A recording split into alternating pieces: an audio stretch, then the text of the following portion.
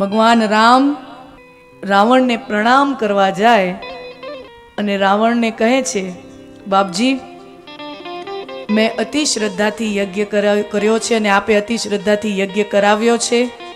આપ મને આશીર્વાદ આપો કે લંકા વિજયનો જે મારો લક્ષ્ય છે, જે મારો ધ્યેય છે, એ મને લક્ષ્ય પ્રાપ્ત થાય.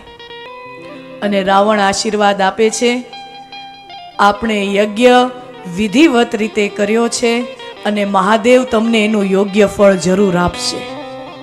મહાદેવ તમને એનું યોગ્ય ફળ જરૂર આપશે.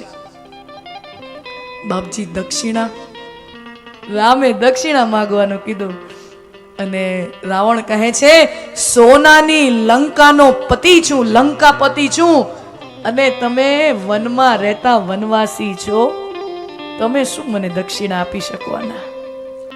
સોનાની લંકાપતિ રાવણ છું અને તમે વનમાં રહેતા વનવાસી છો, અત્યારે તમે મને કઈ આપી શકો એમ છો જ નહીં. પણ છતાંય તમારા મનમાં એટલો જ ભાવ છે મને કાંઈ આપવાનો, તો બસ એટલું જ આપજો.